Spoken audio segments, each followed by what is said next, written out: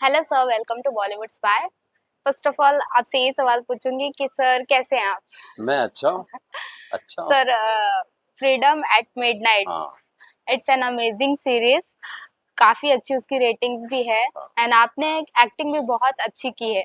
Thank you. तो उसके बारे में क्या कहना चाहेंगे? एंड आपने जो ये किरदार निभाया है इसमें मौलाना आजाद का, उस किरदार के लिए आपने किस तरीके से प्रिपेयर किया और कोई चैलेंजिंग एक्सपेक्ट था वो हाँ, आपके लिए?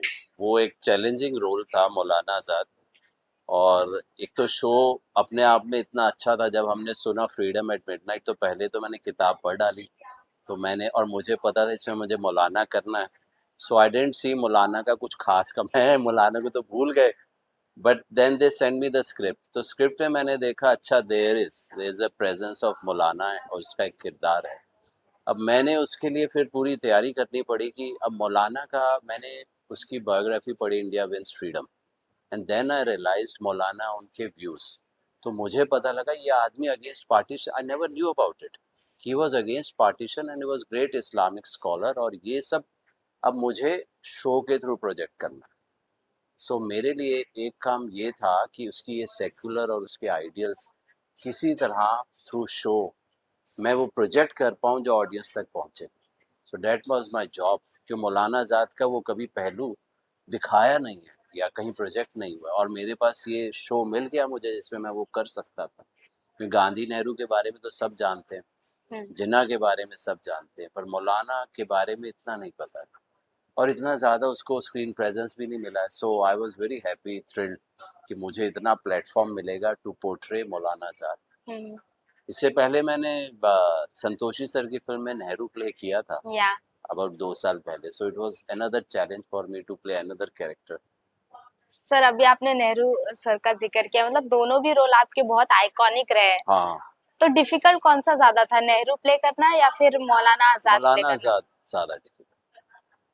नेहरू मैं पोर्ट्रे कर पाया था क्योंकि उसका काफ़ी फुटेज थी, काफ़ी कुछ था, काफ़ी कुछ पढ़ लिया था। सो और नेहरू के बारे में मैं तो बचपन से सुनता ही आया हूँ, या इतना कुछ नेहरू के बारे में पता है। Is not a some unknown, he is very close to our heart. तो नेहरू के बारे में तो मेरे को इजी हो गया था थोड़ा, और संतोषी सर ज़रा ज़्यादा एक्टिंग करके भी बताते हैं तो कैरेक्टर और भी इजीली हमने पकड़ लिया था। पर मुझे उससे ये आइडिया लग गया था कि आप उसको नेचुरल प्ले कर लो। So that's it, you don't have to be a caricature कि उसी तरह बोलना है। सो मौलाना आज़ाद में भी मैंने फिर वही करी किया कि मेक इट एज नेचुरल। हम्म। और जो क्योंकि वो भी इंसान ही था, तो उसका सोचने का तरीका, उनके बोलने का तरीका और उनका बिहेवियर वो सब मैंने फिर थोड़ा कैच किया था। तो सर, अभी आपने कंपैरिजन में बता ही दिया कि मौलाना आजाद आपके लिए डिफिकल्ट था प्ले करने के लिए। तो कोई ऐसा सीन या सीक्वेंस आपको याद है जो आपके लिए बहुत ज्यादा चैलेंजिंग रहा हो पूरे सीरीज में प्ले करने के लिए? पूरे सीरीज में सबसे चैलेंजिंग था जब वो बोलता है, इट्स वन लाइन थिंग, जब वो बोलता है हिंदुस्तान को टुकड़े मत होने दो। The one line thing, but I really felt emotion. वो क्योंकि एक घर टूट जाए किसी आदमी का, उसको गए घर से निकल के कहीं और चले जाए, हम्म। और तमाम उस टाइम जो मुस्लिम्स थे दे उन पूरे डिस्प्लेस होने वाले थे। So I had that one line to bring out that emotion. तो वो मेरे लिए, I really went in to depth of it to portray that emotion कि इतने लोग जो बेघर हुए थे उस टाइम, हम्म। उन सब का emotion. So that was a very beautiful scene hmm. Between V Patel and Nehru. We all know sir कि आपका जो एक्टिंग करियर रहा है वो काफी आइकॉनिक रहा है, आपने बहुत आइकॉनिक रोल रहा है, लेकिन आपने इस एक्टिंग फील्ड में कदम कब रखा और क्या वो रीजन था जो आपने एक्टिंग को चूज किया एज एन मैं करियर? थिएटर करता था दिल्ली में, और मैंने लगभग छोड़ दिया था। मुझे लगा थिएटर से कुछ होने वाला नहीं, घर वर नहीं चलेगा। तो मैंने हाथ जोड़ दिए कि मैं थिएटर तो नहीं करता। पर इब्राहिम अलकाजी सर आए। Ibrahim Alkazi is a legend in Indian theatre. उन्होंने एक living theatre academy of drama खोला, उसमें हमें लिया, और वहाँ जो हमने ट्रेनिंग ली, मैं ये तो समझ गया इसके लिए मुझे पूरी ज़िंदगी लग जाएगी। So I am not even in a hurry at this age also, क्योंकि जो उन्होंने सिखाया है ना, उसको सीखने के लिए मेरी पूरी ज़िंदगी लगेगी। क्योंकि आर्ट, पेंटिंग, म्यूज़िक, लिटरेचर, इतना कुछ हमें सीखना है, उसके लिए ये लाइफ टाइम भी कम रहेगा। पर हम उन्हीं को, उन्हीं की जो हमने सीखा है वही हम पोर्ट्रे कर रहे हैं। So it's all because of Alkazi साहब। फिर मैं बॉम्बे आ गया यहाँ। मुझे लकीली 2000 से मैं हर काम ही करता रहा हूँ, मैं कभी खाली बैठा नहीं हूँ, as I remember, touch wood. So I've been working and I've been part of this amazing entertainment industry, TV industry, TV commercials, web shows, films. So I have, आप देखो आज वेब शो पे भी I'm there. I started with TV and where I am. So it's good. Sir मैं वही पूछने वाली थी कि आपने जब अपना करियर बिगिन किया था तब का दौर कुछ और था और हाँ, अब का दौर कुछ और हो चुका है। काफी सारी चीजें बदल गई है, बहुत बदल। ओटीटी को ज्यादा प्रायोरिटी दिया जा रहा है आज के जमाने में। तो आप ये डायनामिक चेंजेस को देखते हो तो आप किस तरीके से इन्हें लेते हो? तब तो बहुत आराम से काम होता था और बहुत लॉन्ग टर्म के लिए काम करते थे। ये प्रोजेक्ट आएगा, ये चलेगा, अभी लोग देखेंगे। It was not in a हरी। आजकल तो ये है इमीडिएट रिजल्ट। दे अगले दिन और हफ्ते में ही दे डिसाइड कि इसको क्या होना है प्रोजेक्ट का, and it's out and they move on. आज वो नहीं है कि इस प्रोजेक्ट को हम कुछ लॉन्ग टर्म के लिए बना रहे हैं, आज शॉर्ट टर्म का चल रहा है। हमारा freedom at midnight is not like that. वो इज फॉर आने वाली जनरेशन्स के लिए, इट्स एजुकेशन फॉर देम। तो ये तो बहुत प्यार से बना है। पर मोस्टली जो काम हो रहा है, I think they want immediate results. तो उसमें थोड़ा कंप्रोमाइज हर चीज में हो जाता है।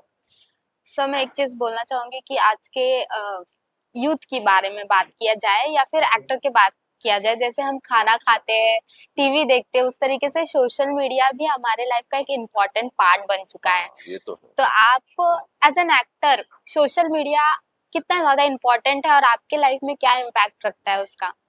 सोशल मीडिया तो बहुत इम्पोर्टेंट है, आप इससे लोगों तक जुड़ते हो।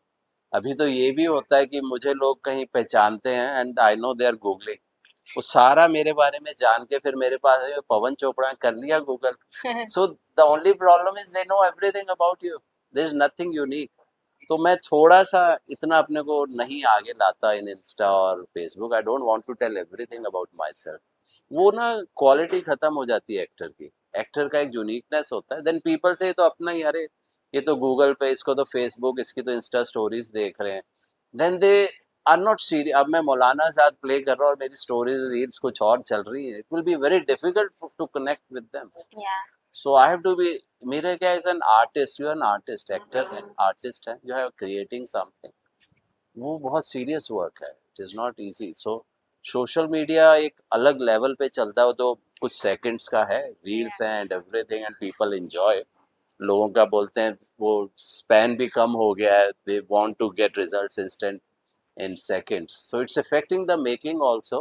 कई बार सीन्स भी ऐसे करते हैं सोच के कि इंस्टा पे क्या कट होगा, या शॉर्ट्स में जाएगा। आई समटाइम्स रियलाइज दैट अच्छा this is written for Insta. So it's affecting in a big way, but you can't deny it has got its own advantages also.